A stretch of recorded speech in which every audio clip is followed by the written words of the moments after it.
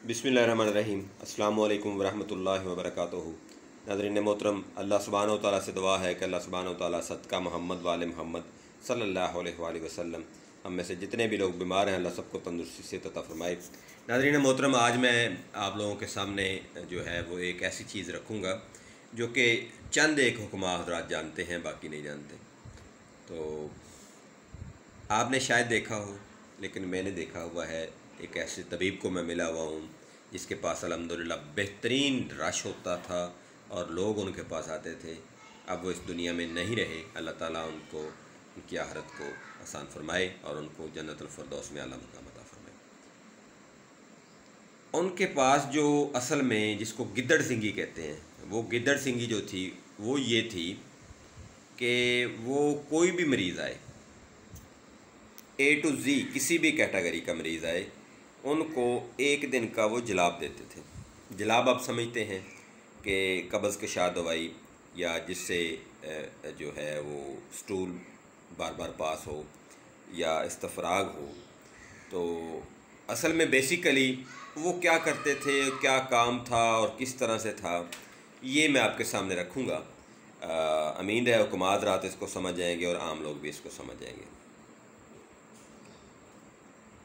अब इसमें क्या है? इसमें ये है कि जिस तरह से तिब्ब यूनानी और बाकी जो तिब है वो ये समझती है कि इखलात या किल्लत या मिजाज में ज़्यादती की वजह से अमराज पैदा होते हैं, तो उसका इस्तफराग कर देना, उसको ख़ारिज कर देना, उसको कम कर देना, उसको बैलेंस कर देना ही इलाज है। तो वो हकीम साहब भी यही करते थे। सिर्फ़ एक दिन की दवाई देते थे कि जनाब आपने ये दवाई खानी है एक दिन, और कल जो है आपने फ़लाँ वक़्त मेरे पास आना है। यानी अगर आज सुबह 8 बजे उन्होंने दवाई दी है तो कल 8 बजे या 9 बजे जी मेरे पास आ जाएं। अगर रात को 4 बजे दवाई शाम को दी है तो जी कल शाम को मेरे पास 4 बजे आ जाएं। इतनी दवाई देते थे फ़र्स्ट टाइम कोई भी मरीज़ जाता था। और मरीज़ का ये नहीं मकसद कि वो एक ही कैटेगरी का, किसी भी अननोन कैटेगरी हो, कोई भी कैटेगरी हो, ए टू सी कोई भी मर्ज़ हो, जो भी उनके पास जाता था, मेल जाता था, फीमेल जाता था, बच्चा जाता था, यानी कोई 6-7 साल 10 साल का बच्चा जाता था, तो वो उनको वही मोशन लगाने वाली मेडिसन दे दी जाती। अब वो तरीक़ाकार क्या था, उस तरीक़ाकार को मैंने अच्छी तरह से जांचा, उसको देखा, उनसे पूछा, डिस्कस किया, उसको समझा और आज आप लोगों के सामने रख रहा हूँ। वो क्या था? वो ये था कि 3 चीज़ों के नाम बताता हूँ। पूरी डिटेल तो मुश्किल हो जाएगी, बहुत लंबी चौड़ी बात हो जाएगी। 3 चीज़ों के नाम बताता हूँ। अब सबसे पहली जी चीज़ है जी रविंद असारा। अब जो रविंद असारा है इसका मिजाज क्या है? फिर दूसरी चीज़ मैं आपको बताता हूँ जी मुसब्बर स्या। तो ये मुसब्बर स्या जो है इसका मिजाज कुछ और है। और जो तीसरी चीज़ है वो मस्तगी रूमी या मैस्टिक गम, इसका मिजाज कुछ और है। यानी तीनों के मिजाज असाबी, इज़लाती और गुद्दी हैं। रविंद असारा जो है असाबी मिजाज का हामिल है, मुसब्बर स्या जो है वो इज़लाती मिजाज का हामिल है, और मस्तगी रूमी या मैस्टिक गम जो है वो गुद्दी मिजाज की हामिल है। यानी एक खिलते सफरा को पैदा कर रहा है, दूसरा खिलते बलगम को, और तीसरा जो है वो खिलते सुदा को पैदा करेगा। तो इनका इस्तेमाल करने का तरीक़ाकार क्या है और क्यों इनको इस्तेमाल किया जाता है? देखिए, इनकी इंतहाई कम मकदार अगर आप इस्तेमाल करवाएं तो उससे क्या होता है, पेट लूज़ होता है और फिर मोशन आते हैं और फिर जो है उसके साथ में खिल्लत भी खारिज होती है। तो वो हकीम साहब क्या करते थे, वो ये करते थे कि अगर उनके पास असाबी मिजाज का मरीज़ आ गया है तो उन्होंने मुसब्बर स्या का जो है वो एक गोली बनाई हुई थी। वो उसको 2 गोलियां देते थे जी, एक गोली अभी खा ले, एक गोली कल खाएंगे, और कल जो है मतलब फ़र्स्ट टाइम खा के तो मेरे पास आ जाना। अगर किसी को उन्होंने सिर्फ एक रात का ही देना होता था तो कहते थे ये एक गोली खा लो आज और कल मेरे पास आ जाओ। इस तरह से अगर कोई उज़लाती या सुदावी मरीज़ होता था तो उसको वो मैस्टिक गम का एक बड़ी गोली देते थे, मस्तगी रूमी की एक मोटी गोली देते थे कि जनाब ये एक गोली आप खा लें, किसके साथ, गर्म पानी के साथ खा लें या गर्म दूध के साथ खा लें, तो कल मेरे पास आ जाएं।